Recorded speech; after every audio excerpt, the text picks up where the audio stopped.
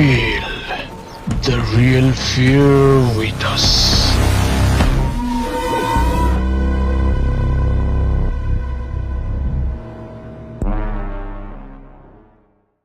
প্রিয় লিসেনার্স, আসসালামু আলাইকুম।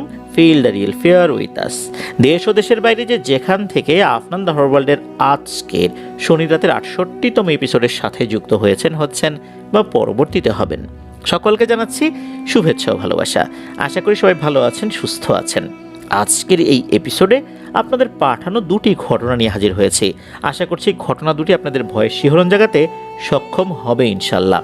আপনাদের জানা বা আপনাদের সাথে ঘটে যাওয়া সত্য ভয়ের ঘটনাগুলো আমাদেরকে লিখে বা রেকর্ড করে afnanthehorworldbd@gmail.com এই ইমেল অ্যাড্রেসে ইমেল করতে পারেন। ইমেল অ্যাড্রেসের স্পেলিংটা বলে দিচ্ছি, AFNANTHEHORRORWORLDBD afnanthehorworldbd@gmail.com। স্পেলিংটাও আমরা আমাদের ভিডিওর ডেসক্রিপশনে দিয়ে রেখেছি, সেখানে গিয়ে স্পেলিংটা চেক করতে পারবেন। প্রিয় লিসেনার্স, আমাদের আরও একটি ইউটিউব চ্যানেল রয়েছে আফনাস বি নামে, সেটার লিঙ্কও এই ভিডিওর ডেসক্রিপশনে একদম উপরের দিকে দেওয়া রয়েছে। সেই চ্যানেলেও কিন্তু রহস্য ভয় নিয়ে আমরা এপিসোড আপলোড করছি। এছাড়া অন্যান্য ভিডিও আমরা সেখানে আপলোড করি। ওই চ্যানেলও সাবস্ক্রাইব করার বিনীত অনুরোধ করছি। প্রিয় লিসেনার্স, চলুন আজকের এপিসোডের প্রথম ঘটনায় চলে যাব। এই ঘটনাটি আমাদেরকে যিনি পাঠিয়েছেন, ওনার নাম মোহাম্মদ আবির হাসান। উনি একজন চাকুরিজীবী। ওনার বর্তমান ঠিকানা গাজীপুরের কাশিমপুর এলাকায়। ওনার দেশের বাড়ি সিরাজগঞ্জ জেলার শাহজাদপুর উপজেলার বেলতলি ইউনিয়নের একটি গ্রামে। গ্রামের নামটি উনি উল্লেখ করেন নাই সঙ্গত কারণেই। ঘটনাটি মূলত ওনার সাথেও কিছুটা ঘটেছে, আর এই ঘটনার মূল যে ভিকটিম তিনি এই আবির হাসান ভাইয়ের স্ত্রী। ঘটনাটি কিন্তু খুব বেশি দিন আগে ঘটেনি। ঘটনাটি ঘটেছে 2025 সালের ঈদ উল আজহার ঠিক দুদিন পরে।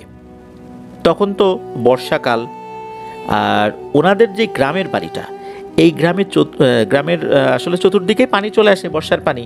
আর ওনাদের বাড়ির যে অবস্থান, ওনার বাড়ির চতুর্দিকেই আবার পানি চলে আসে, মানে চতুর্দিকে পানি, মাঝখানে ওনাদের বাড়িটা। এরকম আরও অনেক বাড়ি আছে যার চতুর্দিকেই আসলে পানি চলে আসে। তখন ওনারা নৌকা যোগে মেইন রাস্তাটায় ওঠেন। আর এখন তো চতুর্দিকে ইলেকট্রিসিটি চলে এসেছে, প্রায় সব বাড়িতেই ইলেকট্রিসিটি আছে, যার কারণে অনেক রাত পর্যন্তই মানুষজন আসলে আসা যাওয়া করেন। আর ঈদের ঠিক পরপর তো শহর থেকে অনেকেই গ্রামে এসেছেন, ঘুরে বেড়াচ্ছেন, বিভিন্ন জায়গা দিয়ে ঘুরে বেড়াচ্ছেন। অনেক রাত, এটাও এখন খুব একটা বেশি বোঝা যাচ্ছে না। এদিকে এই আবির হাসান ভাই, ওনার কিন্তু আর একটা বোন রয়েছে, মানে ওনারা দুই ভাই বোন, আর ওনার বাবা এবং মা। পরিবারের 4 জন সদস্য ছাড়াও আরও একজন সদস্য বেড়ে গিয়েছে, কেননা এই ঘটনা যখন ঘটে তার 1 বছরেরও কম সময়ে উনি বিয়ে করেছেন আর কি, মানে 1 বছর হয় নাই, 8 মাস বা 10 মাস এরকম একটা সময়। তো ওনার স্ত্রীও প্রথমবারের মতো শ্বশুরবাড়িতে ঈদ করতে গিয়েছেন। কুরবানি ঈদ হয়ে গেছে, ঠিক 2 দিন পর দেখা গেল আকাশে বেশ চাঁদের আলো চারদিকে ছড়িয়ে পড়েছে। আকাশ থেকে যে চাঁদ দেখা যাচ্ছে, এই চাঁদটা যখন পানির উপর পড়ছে দারুণভাবে ঝিকমিক ঝিকমিক করছে, এরকম একটা দৃশ্য। তার উপর আবার মৃদু বাতাসও প্রবাহিত হচ্ছে। অতটা গরমও তখন ছিল না।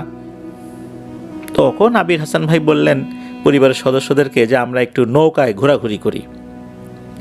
যেহেতু ওনারা শহর এলাকায় বেশি থাকেন, গ্রামে তো আসলে নৌকায় ওইভাবে ঘোরাঘুরি হয় না।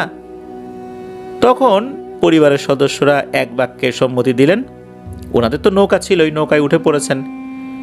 আবির হাসান ভাইয়ের বাবা নৌকা বাইছিলেন, আর মাঝখানে যেখানে বাঁশের মাচা আছে সেখানে আবির হাসান ভাই, ওনার বোন এবং ওনার মা বসেছেন।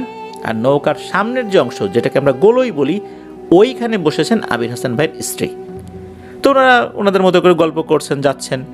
যেতে যেতে তখন দেখা যাচ্ছে ঘড়িতে সময় 9:30 থেকে 10টার ভেতরেই হবে আর কি। চারদিকে লোকজন আছে, দেখা যাচ্ছে যে আশেপাশে রাস্তা দেখা যাচ্ছে। তারপর ওনারা যেই পথ দিয়ে যাচ্ছিলেন, মানে পানিপথ, এই পানিপথের দুপাশে কিন্তু পাড় রয়েছে, ওই পাড় দিয়েও কিন্তু মানুষজন হাঁটাহাঁটি করে। এদিকে ওনারা যেতে যেতে এমন একটা জায়গায় চলে আসেন, ওখানে ঈদগাহ রয়েছে, ওনাদের গ্রামের যে ঈদগাহ, ওই ঈদগাহে কিন্তু ঈদের নামাজগুলো ওনারা পড়েন। দুদিন আগেই ওখানেই ওনারা নামাজ পড়েছেন। তখন ওখানে আসার পর আবির হাসান ভাই ওনার বাবাকে বলেন যে বাবা, এইখানে আর না থাকি, এই জায়গাটা ভালো না, আমরা চলে যাই। এ কথায় অবশ্য আবির হাসান ভাইয়ের বাবা সম্মতি দেন। উনি নৌকা ঘুরিয়ে বাড়ির দিকে রওনা দেবেন, এমন একটা সময় আবির হাসান ভাইয়ের স্ত্রী উনি প্রচণ্ড জোরে একটা চিৎকার দিয়ে ওঠেন। এমন চিৎকার দিয়েছেন মনে হচ্ছে উনি কোনো কিছু দেখে ভয় পেয়েছেন, আর উনি তখন কিছু আর বলতে পারছেন না, মনে হচ্ছে ওনার শরীর ঠকঠক করে কাঁপছে। উনি মাথার উপরে, বিশেষ করে মাথার দুপাশে হাত দিয়ে রেখেছেন, মাথা চেপে ধরে রেখেছেন। ওনার তীব্র মাথা ব্যথা শুরু হয়েছে। দ্রুত নৌকা ঘুরিয়ে বাড়িতে নিয়ে আসা হয়, আর ওনার স্ত্রীকে জিজ্ঞেস করেন যে কি হয়েছে। তখন উনি যতটুকু বলেন যে উনি কিছু একটা দেখেছেন যা খুবই ভয়ঙ্কর। কি দেখেছেন এটা বলার মতো অবস্থায় উনি তখন আর নাই। প্রচণ্ড মাথা ব্যথা এমন পর্যায়ে পৌঁছেছে, তীব্র মাথা ব্যথার যন্ত্রণায় উনি চিৎকার করে কান্নাকাটি করছেন। যখন পরিবারের সদস্যরা বুঝতে পারলেন যে কোনো একটা ঘটনা ঘটেছে, কেননা ওই জায়গাতে এসে রাতের বেলা অনেকে ভয় পেয়েছেন, যেহেতু ওনার স্ত্রীর সাথে ওই ঘটনাটি ঘটেছে, সুতরাং এটা তো আসলে ডাক্তার দিয়ে কাজ হবে না, কবিরাজ নিয়ে আসতে হবে। ওনাদের বাড়ির কাছাকাছি একটা কবিরাজ বাড়ি ছিল। তখন এই আবির হাসান ভাইয়ের বাবা এবং আবির হাসান ভাই দুজন নৌকা নিয়ে রাস্তায় ওঠেন। বাড়ির চতুর্দিকে তো পানি, কিছুটা পার হলেই রাস্তা। ওখানে নৌকা রেখে রাস্তায় উঠে ওই কবিরাজের বাড়িতে গিয়েছেন। ওই কবিরাজ আবার বেশ বয়স্ক একজন মানুষ। তো উনি সব কথা শুনলেন, শোনার পর বললেন যে আসলে কাজটা করতে পারতাম, কিন্তু এখন তো আমার বয়স হয়ে গেছে, এসব কাজের যে ধকল এটা আমি নিতে পারবো না।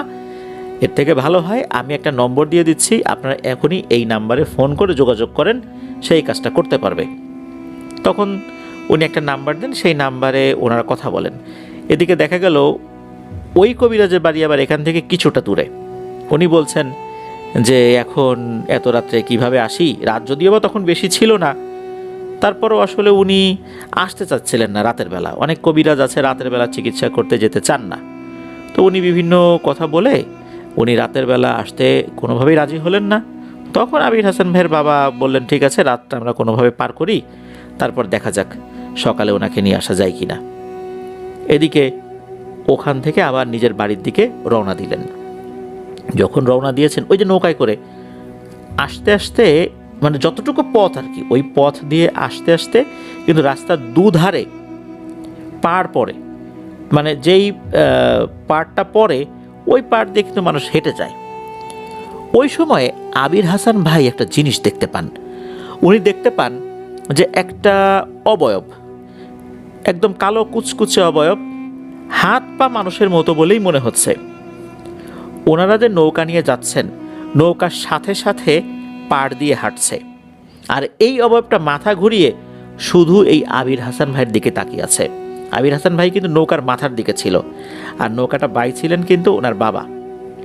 আর শহর এলাকায় বড় হবার কারণে উনি কিন্তু খুব একটা নৌকা বাইতে এক্সপার্ট ছিলেন না। ওনার বাবা কিন্তু এই নৌকা বাইতে ভালোই পারেন, যদিও বা উনিও শহরে থাকেন, তারপরও বড় তো হয়েছেন গ্রামেই। উনি কিন্তু এই অবয়বটাকে দেখছিলেন না। আবির হাসান ভাই উনি তাকিয়ে দেখছেন যে এই অবয়বটা নৌকার সাথে সাথে হেঁটে আসছে এবং তার দিকে তাকিয়ে আছে। তার চোখ মুখ বোঝা যাচ্ছে না, কিন্তু তার দিকে যে তাকিয়ে আছে এটা বোঝা যাচ্ছে।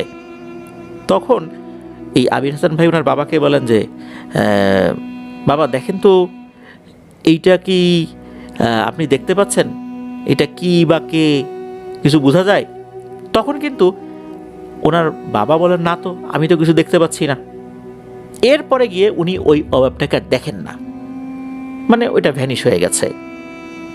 বাড়িতে আসেন, বাড়িতে এসে দেখেন ওনার স্ত্রীর অবস্থা আগের মতোই, কোনো উন্নতি হয়নি। তীব্র মাথা ব্যথায় চোখ দিয়ে পানি পড়ছে, তাছাড়া যে যন্ত্রণা হচ্ছে শরীরে খিঁচুনি হয়ে যাওয়ার মতো অবস্থা, এমন মাথা ব্যথা যা আসলে দেখলেই সহ্য করার মতো না। যার হচ্ছে এরকম তীব্র মাথা ব্যথা, উনি বুঝতে পারছেন যে ওনার অনুভূতিটা ওই সময় কেমন ছিল।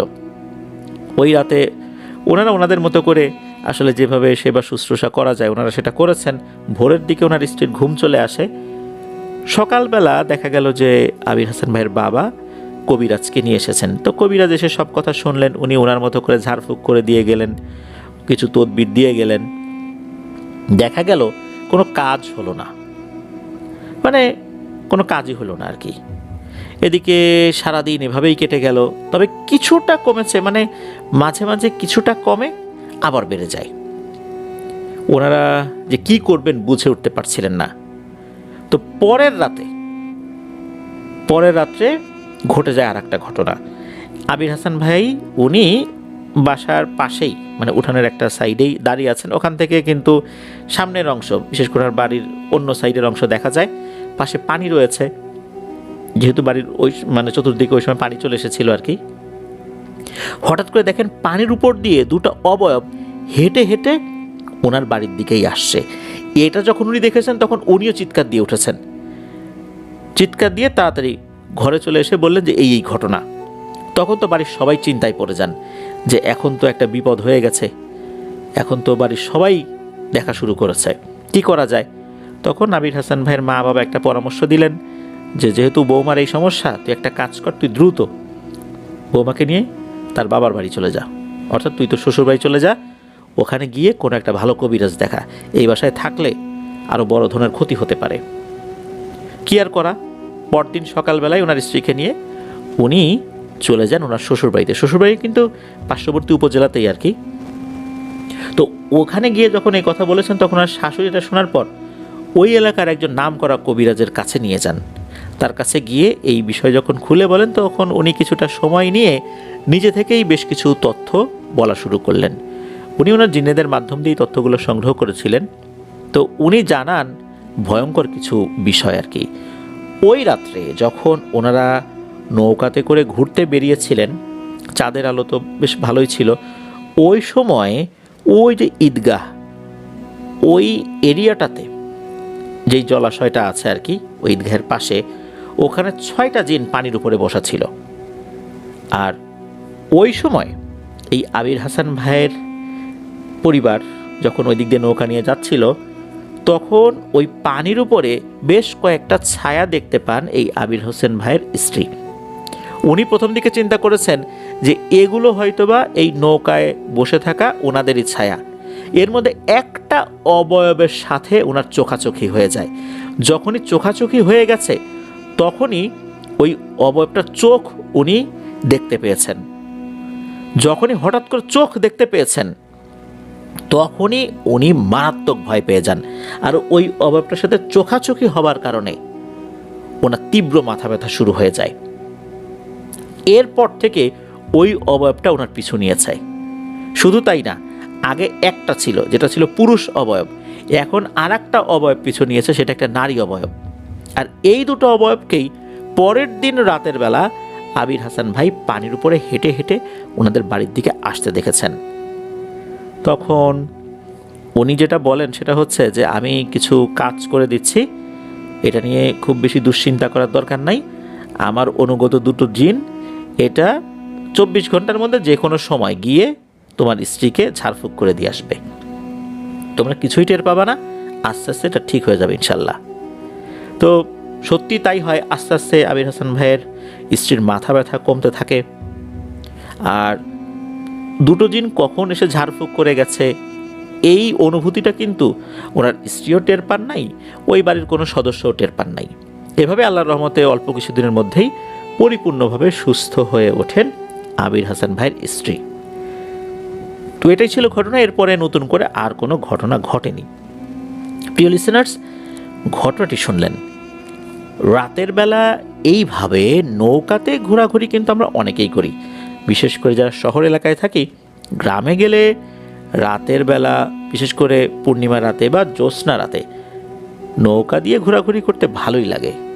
তবে সমস্যা যেটা হয় সেটা হচ্ছে এমন জায়গা দিয়ে ঘোরাঘুরি করা উচিত নয় যেই জায়গাগুলো আসলে আমরা দোষের জায়গা হিসাবে চিন্তা করি বা যেই জায়গাগুলোতে অনেকেই ভয় পেয়েছেন।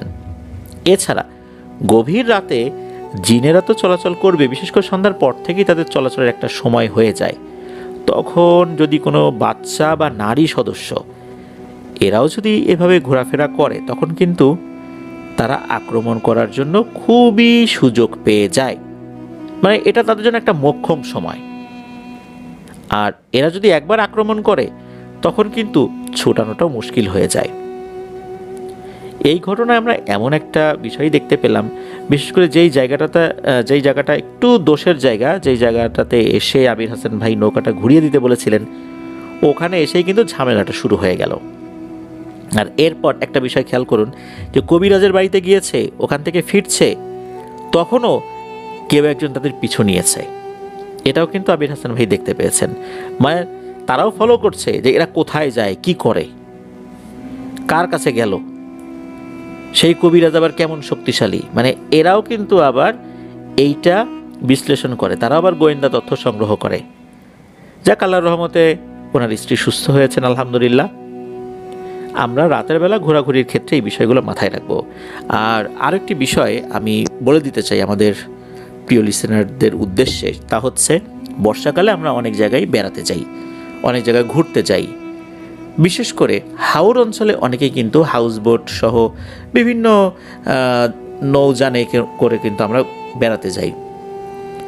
এক্ষেত্রে একটা বিশেষ সতর্কতা অবলম্বন করতে বলবো, যারা এই ধরনের জায়গাগুলোতে আমরা বেড়াতে যাই, পূর্ণিমা এবং অমাবস্যা তিথিগুলো আমরা একটু মাথায় রাখবো। কেননা এমন অনেক ঘটনা ঘটেছে যে বাচ্চা কিন্তু ভেতরেই রয়েছে, কিভাবে যে সে গায়েব হয়ে গেছে সেটা মা বাবা বুঝতেও পারেনি। এই হাওরেও কিন্তু বেশ কিছু ঘটনা রয়েছে। আমি সুনামগঞ্জে প্রায় 2.5 বছর ছিলাম, তখন কিন্তু হাওর সম্পর্কিত বেশ কিছু ভয়ের ঘটনা আমি শেয়ার করেছিলাম। হাওরে যে ঘটনাগুলো ঘটে সাধারণত, সেখানে থাকা যে মাঝি ভাইরা আছেন তারা কিন্তু এই বিষয়গুলো সহজে বলতে চান না। বললে দেখা যাচ্ছে যে তাদের বেশ কিছু বিষয়ে সমস্যা হতে পারে, যেমন তারা সেখানে একটা নির্দিষ্ট জীবিকা নির্বাহের পথ বের করে নিয়েছেন, ট্যুরিস্টদের মধ্যে একটা আতঙ্ক সৃষ্টি হতে পারে। এই জন্য তারা এই বিষয়গুলো বলেন না। অনেক জোরাজুরি করলে তারা বলেন, কিন্তু সচরাচর ওনারা বলতে চান না। এই হাউজে যেই গাইডরা রয়েছেন, এদের মধ্যে একজন ভাই আছেন, তার কিন্তু ভিডিও আমরা আপলোড করেছিলাম, বেলাল ভাই। উনি কিন্তু বেশ কিছু ঘটনা আমাদেরকে দিয়েছিলেন। এই হাওর এলাকাতেই এই ঘটনাগুলো ঘটেছে, এখনও ঘটে। এই জন্য আমি পরামর্শ দিব, হাওরের যেই জায়গাগুলো খুবই গভীর, এইখানে লাইফ জ্যাকেট পরেও গোসল করাটা উচিত হবে না। হ্যাঁ, যেই জায়গাগুলো অগভীর, আপনি দাঁড়ালেই পায়ের নিচে মাটি ঠেকে যায়, সেখানে আপনি নামতে পারেন, তাও একাকী না, একসাথে কয়েকজন মিলে নামবেন। এতে করে খুব একটা বেশি সমস্যা হয় না। আর এমনও রহস্যময় মৃত্যুর ঘটনা সেখানে ঘটেছে, লাইফ জ্যাকেট পরা অবস্থাতেই বডি কিন্তু ডুবে গেছে। লাশ যখন উদ্ধার করা হয়েছে, লাইফ জ্যাকেট পরা অবস্থাতেই উদ্ধার করা হয়েছে, কিন্তু তখনও বডি নিচেই ছিল।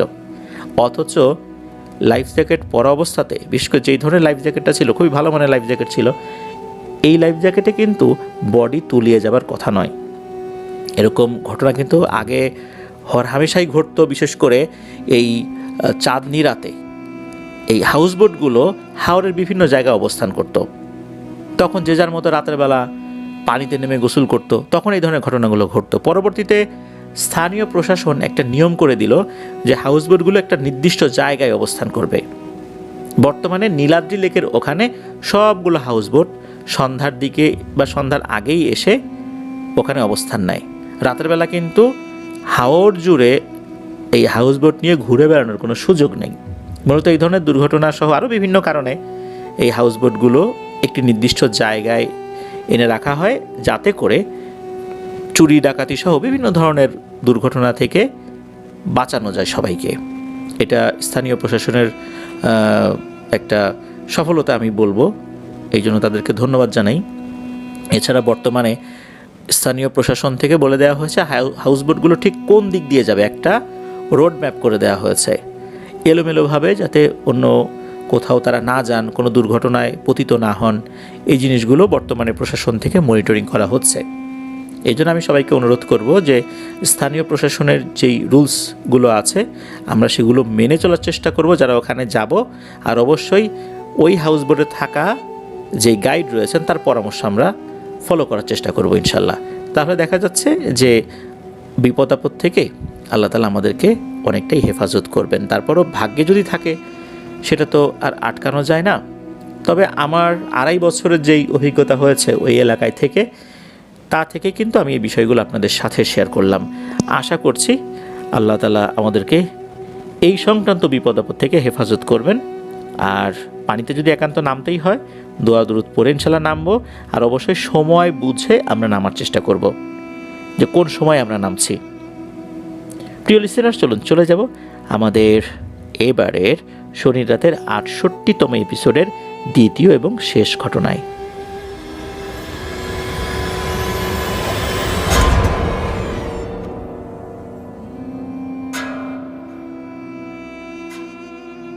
আবারও স্বাগতম জানাচ্ছি প্রিয় লিসেনার্স আমাদের এবারের শনি রাতের 68তম এপিসোডের দ্বিতীয় এবং শেষ ঘটনায়। এই ঘটনাটি আমরা যার কাছ থেকে পেয়েছি তার নাম নাভিদ রিফাত। উনি বর্তমানে নটরডেম কলেজে অধ্যয়নরত রয়েছেন। ওনার দেশের বাড়ি হবিগঞ্জ জেলার শায়েস্তাগঞ্জ উপজেলার মির্জাপুর গ্রামে।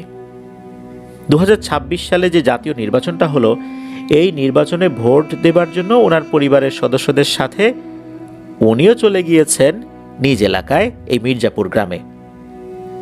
ওনার আপন চাচাতো ভাই যার নাম হচ্ছে তাহমিদের কাছ থেকে একটি ঘটনা উনি জানতে পারেন। সেই ঘটনাটি মূলত আমাদেরকে পাঠিয়েছেন। ঘটনাটি ঘটেছিল 2025 সালের শেষ দিকে। আর যার সাথে ঘটেছে তার নাম হচ্ছে রিমু। এই রিমুদের বাড়ি হচ্ছে এই নাভিদ ভাইদের যে বাড়িটা, এই বাড়ি থেকে 3-4 বাড়ি পরে আর একটা বাড়ি রয়েছে। আর রিমুর মায়ের নাম হচ্ছে তাসলি, যাকে নাভিদ ভাই তাসলি আপা বলে সম্বোধন করেন।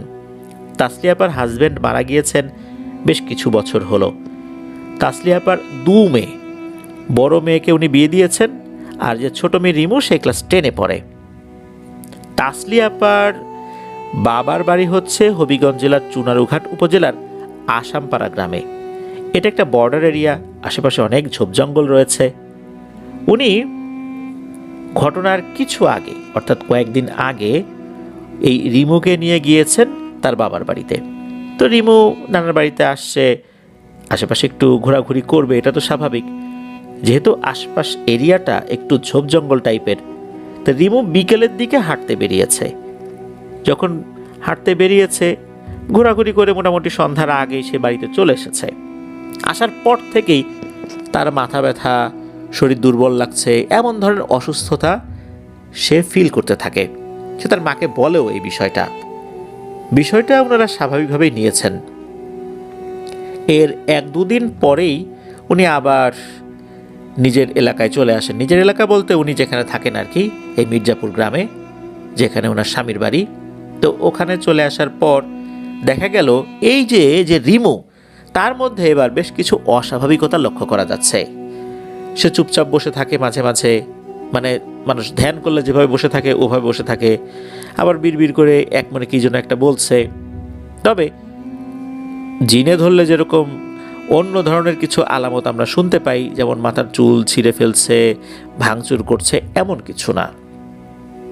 তো তার মধ্যে এরকম হঠাৎ করেই পরিবর্তন দেখে তাসলি আপা কিছুটা বুঝতে পারেন এখানে অন্য কোনো ব্যাপার হয়েছে, কিন্তু কী যে ব্যাপার হয়েছে এটা তো উনি বুঝতে পারছেন না। এরকম করে কিন্তু কয়েকটা দিন পার হয়ে গেছে।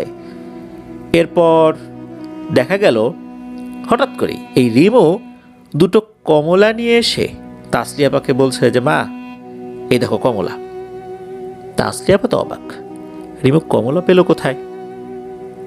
রিমু কমলা ছুড়ল, উনিও খেলেন, অর্থাৎ তাসলি আপাও খেলেন, রিমু খেলো। তাসলি আপা দেখলেন যে এটা বাজার থেকে কিনে আনা কমলার থেকে তেমন কোনো পার্থক্য নাই। মানে অনেক সময় শোনা যায় না, জিনেদের দেশ থেকে বেশ কিছু খাবার খেয়েছে, ফল খেয়েছে, এটা এমন মিষ্টি বা এত সুস্বাদু, এরকমটা আগে কখনো কেউ খায়নি। কিন্তু বিষয়টা এরকম ছিল না। এর 1 দিন পর দেখা গেল যে রিমু কিছু আঙুর এনে দিয়েছে। এরকম এক এক দিন এক এক ধরনের ফল রিমু এনে দিত। পরিবারের সদস্যরা বুঝতে পারল যে রিমুর আসলে মানে জিন ঘটিত সমস্যা হয়েছে, এতে কোনো সন্দেহ নাই, তবে এরা হয়তো বা ভালো কোনো জিন। এদিকে 1 কান 2 কান হতে হতে আশেপাশের লোকজনও কিছুটা জেনে গেল যে রিমু এরকম ফল খাওয়াতে পারে। তখন তার মামাতো দুই ভাই রাজন এবং সাজন এরা আসে, এসে বলে, কিরে রিমু, আমাদেরকে কিছু ফল টল খাওয়া। তখন রিমু বলে, কি খাবে? তখন তারা বলে, আপেল খাবো। তখন রিমু কী করে, ঘর থেকে বাইরে বেরিয়ে ঘরের পেছন থেকে একটু ঘুরে আসে, মানে ঘুরে আসা বলতে জাস্ট একটা চক্কর দিয়ে সামনে চলে এসেছে আবার। তখন দেখা গেল তার হাতে দুটো আপেল এই দুজনকে দিল, তারাও খেলো। বাজার থেকে কিনে আনা আপেলের মতোই ছিল স্বাদ আর কি, খুব যে একদম অনেক মিষ্টি বিষয়টা এরকম না, তবে হ্যাঁ মিষ্টি ছিল। এরপরে এ খবর যখন এই রাজন এবং সাজনের বন্ধুবান্ধব শুনতে পেল, এর মধ্যে দুজন এলো আবার রিমুর কাছে, একজন নাম আরমান আর একজন নাম হচ্ছে ফজল। এরা এসে আবদার করছে, রিমু আমাদেরকে কিছু ফল খাওয়া। রিমু একই রকমভাবে সে ফল খাওয়ায়। এই খবর আবার শুনতে পারে এই যে নাভিদ ভাইয়ের আপন চাচাতো ভাই তাহমিদ, এই তাহমিদও আসে রিমুর কাছে, এসে সেও ফল খাওয়ার আবদার করে। তবে তাহমিদ দেখতে পায় রিমু আগের মতো নাই, বেশ দুর্বল, তার চেহারা ফ্যাকাশে হয়ে গেছে, মনে হচ্ছে সে রক্ত শূন্যতায় ভুগছে, এরকমটা মনে হচ্ছে। রিমু বলে যে, আমি এখন ফল খাওয়াতে পারবো না, আজকে হবে না, আমার শরীরটা ভালো না, খুব অসুস্থ আমি। তাহমিদ অবস্থা বুঝতে পারে যে আসলেই সে খুব দুর্বল, সে আর কোনো কথা না বলে ওখান থেকে চলে আসে। এরপরে মূলত এই যে তাসলিয়াপা, উনি তো বুঝতে পারেন যে অবস্থা আসলে খারাপের দিকে যাচ্ছে। এদিকে ওনার আর্থিক অবস্থা তো এতটা ভালো না যে উনি অনেক টাকা খরচ করে দূরের কোনো ভালো হুজুরের কাছে নিয়ে যাবেন। উনি খুঁজছিলেন যে আশেপাশে কে আছে। উনি একটা সন্ধান পান, তবে এর ভিতরে ঘটে একটা ঘটনা, তা হচ্ছে যে বোনের এরকম সমস্যার কথা শুনে বড় বোন অর্থাৎ রিমুর বড় বোন যিনি, উনি আসছেন। আসার পর দেখা গেল যে রিমু ওই যে গুনগুন করে কিছু একটা বলছে। উনি বুঝতে পারেন যে রিমু এই মুহূর্তে আসলে স্বাভাবিক অবস্থায় নাই, সে এখন পজেসড অবস্থায় আছে। তখন তার বড় বোন কাছে গিয়ে জিজ্ঞেস করে যে, তুমি কে? তখন ভেতর থেকে আওয়াজ আসে যে, আমরা 10 জন, 6 ভাই 4 বোন। আমার মাকে এক দুষ্টু তান্ত্রিক কবিরাজ বন্দি করে রেখেছে। আমরা আমার মাকে মুক্ত করার জন্য চেষ্টা করছি। এই রিমু ভুল করে একটা পাথর নিয়ে চলে এসেছে, আর যখনই সে পাথরটা স্পর্শ করেছে তখনই আমরা রিমুর সাথে সংযুক্ত হয়ে গেছি। আর এই পাথরটা নিয়ে আসার কারণে আমাদেরও বেশ কিছু ক্ষতি হয়েছে, তবে আমরা রিমুকে ক্ষতি করার জন্য আসিনি, মূলত এই পাথরটা স্পর্শ করার কারণেই আমরা ওর সাথে সংযুক্ত হয়ে গেছি, আর পাথরটা এখন ওর কাছেই আছে। এটা যদি আগের জায়গায় রেখে আসা হয় তাহলে আর কোনো সমস্যা হবে না। এরকম তথ্য জানার পর পরবর্তীতে রিমু যখন স্বাভাবিক অবস্থায় ছিল তখন তাকে প্রশ্ন করা হলো। তখন রিমু বলেছে, হ্যাঁ আমি তো এরকম একটা পাথর নিয়ে আসছি। তখন সবাই বলল, তোমার তো এরকম একটা পাথর নিয়ে আসা উচিত হয়নি, তোমার তো বোঝা উচিত ছিল যে বিষয়টা অন্যরকমও হতে পারে। আসলে রিমু তো এতটা 7-5 ভাবে নাই, তার ভালো লেগেছে নিয়ে আসছে একটা ভিন্ন রকমের একটা পাথর। এদিকে এই কারণে যে এই সমস্যাটা হচ্ছে এটা তো পরিবারের সদস্যরা বুঝতে পেরেছেন। তখন এই তাসলিয়াপা উনি একজন হুজুরের কাছে যান, গিয়ে সব কথা খুলে বলেন। তো হুজুরের কাছে গিয়ে যখন বলেছেন, হুজুরের অনুগত জিনেরাদের মাধ্যমে উনি কিছু তথ্য সংগ্রহ করেন, এবং তথ্য সংগ্রহ করার পর উনি বলেন যে হ্যাঁ, কথা সত্য, ঘটনা আসলে এটাই। মূলত এই যে 10 ভাই বোন, ওদের মাকে বন্দি করে রেখেছে এক দুষ্টু তান্ত্রিক কবিরাজ, ওরা তাকে মুক্ত করার জন্য চেষ্টা করছে। তবে এত সহজে ওরা পারবে বলে মনে হয় না, কেননা এই 10 ভাই বোনের বয়স খুব বেশি না, আর এই দুষ্টু তান্ত্রিক কবিরাজ অনেক শক্তিশালী, তার অধীনেও অনেক শক্তিশালী দুষ্টু জিনেরা রয়েছে। ওদের কাছে আসলে এই 10 জন তেমন কিছুই না, তবে ওরা চেষ্টা করে যাচ্ছে। এখন এই যেই সমস্যাটা, এই সমস্যার সমাধান কিন্তু আছে। ওরা বলেছে যে এই যে পাথরটা নিয়ে গিয়েছে, এই পাথরটা একজন ব্যক্তি ঠিক আগের জায়গায় গিয়ে রেখে আসতে হবে, আর তার সাথে ওরা বিস্তারিত কথা বলবে কিভাবে এটার সমাধান চূড়ান্তভাবে হবে। যাই হোক, হুজুর তো এটা বলে দেন। তাসলিয়াপা চিন্তা করেন যে আসলে এই পাথরটা কে নিয়ে যাবে এখন ওখানে? জিনেরা সরাসরি তার সাথে কথা বলবে। হুজুরকে উনি অনুরোধ করেছিলেন, হুজুর বলেন না, উনি যেতে পারবেন না। কি করা। এদিকে আর একটা বিষয় দেখা দিল, সেটা হচ্ছে রিমু কিন্তু এবারে খুব একটা বেশি শান্ত থাকে না। যখন সে পজেসড অবস্থায় চলে যায় তখন দেখা যাচ্ছে যে সে এক ধরনের গুম গুম আওয়াজ করছে, কেমন গড় আওয়াজ করছে, একটা গোঙানির মতো আওয়াজ এরকম করছে। তখন তাসলিয়া আপা বুঝতে পারেন বিষয়টা মনে হচ্ছে আস্তে আস্তে খারাপের দিকেই যাচ্ছে।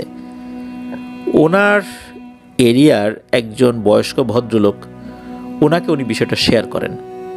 তখন উনি বলেন, আচ্ছা ঠিক আছে, মেয়েটার জীবন তো কেবল শুরু হয়েছে, সামনে ভবিষ্যৎ পড়ে আছে। এই সমস্যার সমাধান না হলে তো আসলে সামনে অনেক বিপদ অপেক্ষা করছে, আমিই যাব। উনি সাহস করে যেতে রাজি হন। তো কোন জায়গা থেকে পাথর টানা হয়েছিল রিমুর কাছে বিস্তারিতভাবে উনি শোনেন। এরপর এই পাথরটা রাখার জন্য ওখানে গিয়েছেন। তো উনি কিন্তু যে সময়টাতে গিয়েছেন এটা যে রাতের বেলা, বিষয়টা এরকম না। তো ওইখানে গিয়ে যখনই উনি পাথরটা রেখেছেন, রাখার পর তার নাম ধরে ওপাশ থেকে ডাক দিয়েছে যে কিরে, কেমন আছিস? উনিও উত্তর দিয়েছেন, হ্যাঁ আলহামদুলিল্লাহ ভালো আছি। তখন ওপাশ থেকে, মানে গাছের ওপাশ থেকে কিন্তু কথা বলছে, গম গম করে আওয়াজ হচ্ছে। আর এই আওয়াজটা কোনো মানুষ যে করছে না এটা নিশ্চিত।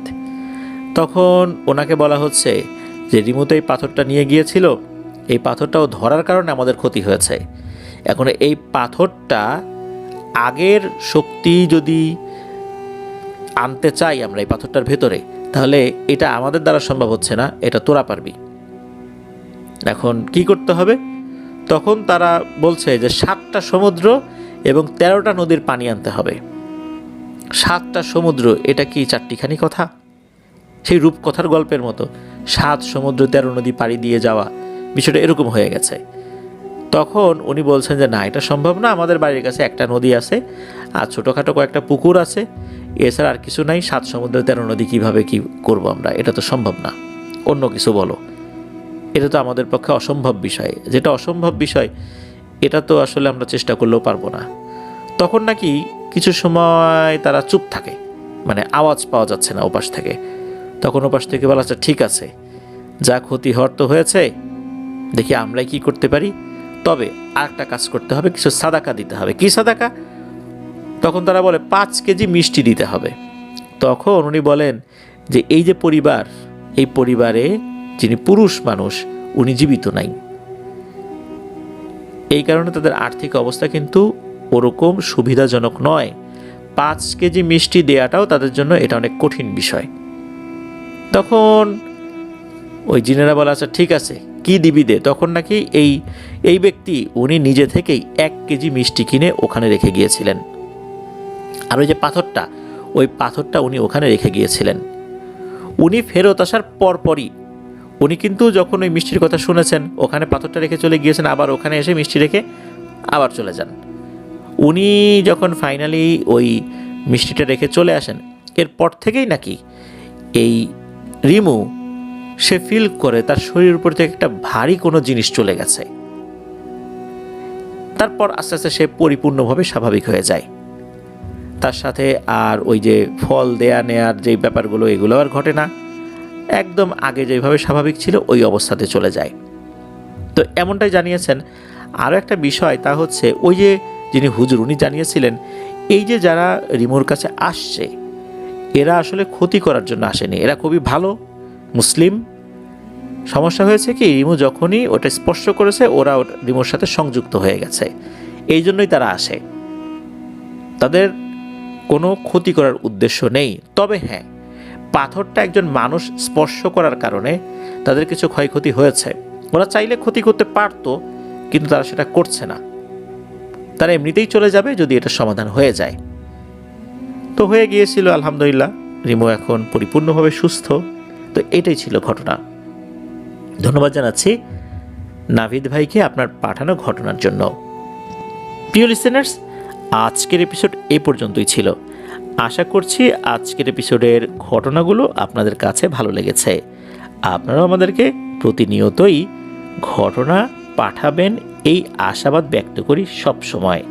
সত্য ভয়ের ঘটনা পাঠিয়ে আমাদের অগ্রযাত্রাকে আরও মসৃণ করে এই পথটাকে আরও দীর্ঘায়িত করতে সহযোগিতা করুন। আল্লাহ আমাদের সহায় হন। আমার জন্য দোয়া করবেন, আমার পরিবারের জন্য দোয়া করবেন, আপনাদের জন্য দোয়া রইল, আপনাদের পরিবারের প্রত্যেকের জন্য দোয়া রইল। মহান আল্লাহ সুবহানাহু ওয়া তাআলা আমাদেরকে ভালো রাখুন, সুস্থ রাখুন, নিরাপদে রাখুন, আপনার ওয়ার্ল্ডের সাথে রাখুন। আসসালামু আলাইকুম।